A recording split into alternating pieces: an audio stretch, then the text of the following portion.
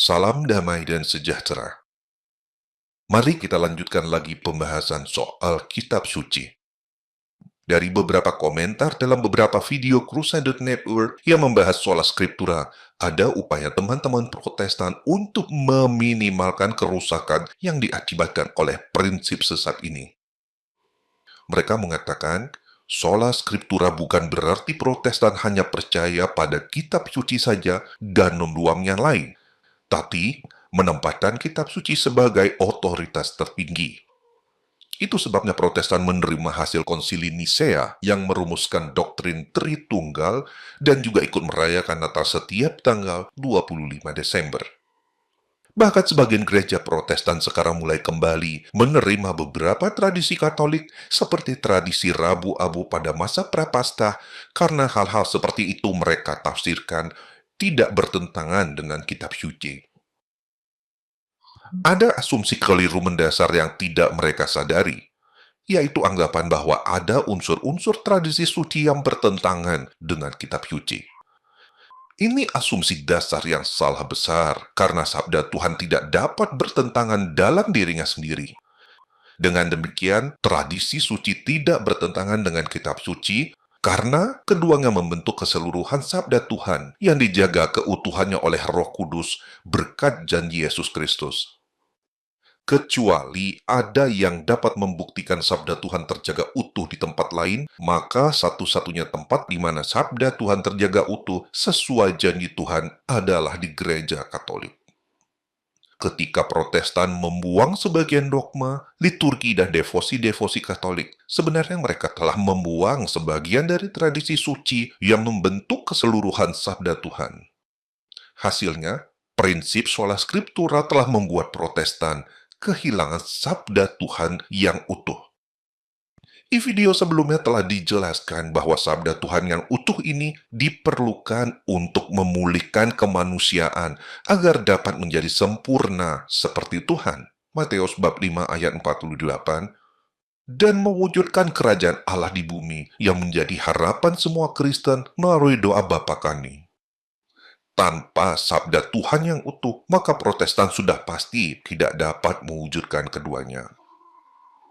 Ada satu hal penting yang sering diabaikan oleh Protestan dan sangat berbahaya. Sabda Tuhan telah diserahkan seluruhnya kepada gereja Katolik sebagai satu-satunya mempelai Kristus. Yohanes bab 17 ayat 8. Dengan demikian, kitab suci yang menjadi bagian dari sabda Tuhan itu sesungguhnya dimaksudkan untuk dibaca dan dipahami dengan benar dalam konteks gereja Katolik saja. Maka ketika orang-orang Protestan bahkan juga gereja Ortodoks membaca kitab suci dan menafsirkannya di luar konteks gereja Katolik, mereka sudah pasti tidak dapat memahaminya dengan benar. Contoh konkretnya adalah nubuat-nubuat kitab suci tentang akhir zaman. Semua nubuat-nubuat itu hanya dapat dimengerti dengan tepat dalam konteks gereja Katolik saja, bukan dalam konteks gereja Ortodoks, apalagi dalam konteks gereja-gereja Protestan yang jumlahnya puluhan ribu itu. Misalnya saja, nubuat Nabi Daniel tentang digantikannya kurban sehari-hari dengan ibadah fasik. Daniel bab 8 ayat 12. Itu tidak akan ada penggenapannya di gereja Ortodoks, apalagi di gereja-gereja Protestan. Tapi di gereja Katolik, kemungkinan besar nubuat itu sedang tergenapi ketika Misa Novus Ordo, yaitu ibadat fasik, ditawarkan sebagai pengganti dari Misa Latin tradisional, yaitu kurban sehari-hari. Bahkan, nubuat Nabi Daniel tentang dihentikannya kurban sehari-hari, Daniel bab 11 ayat 31, mungkin sedang tergenapi dengan munculnya dokumen Traditionis Custodes yang menetapkan Misa Novus Ordo sebagai satu-satunya liturgi misa gereja Katolik dan berakibat ditekannya misa Latin tradisional sampai hari ini.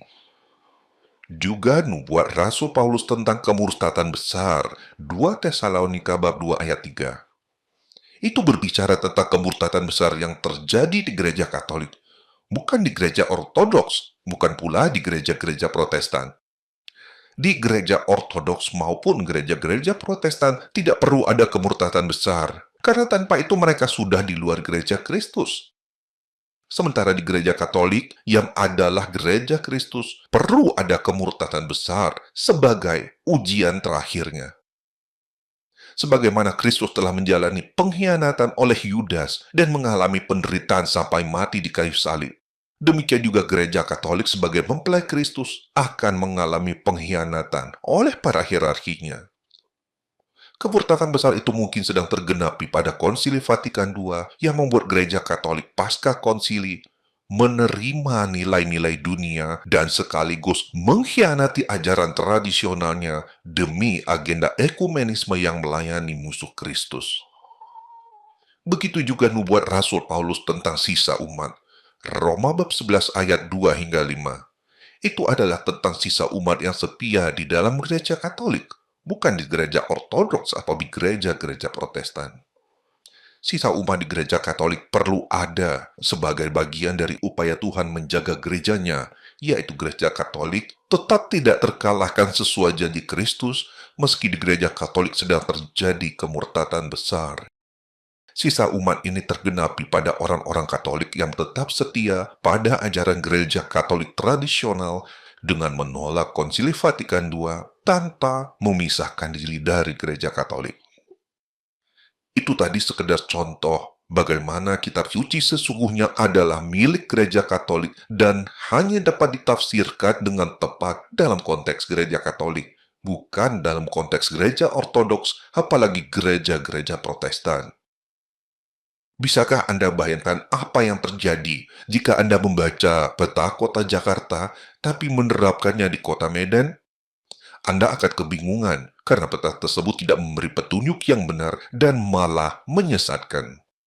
Itulah yang terjadi ketika orang-orang Protestan atau Ortodoks membaca kitab suci menurut penafsiran mereka. Kitab suci itu tidak akan menyatakan sabda Tuhan yang tepat sebelum mereka membacanya sebagai seorang Katolik. Sekarang bayangkanlah jika nubuat tentang akhir zaman sedang tergenapi saat ini.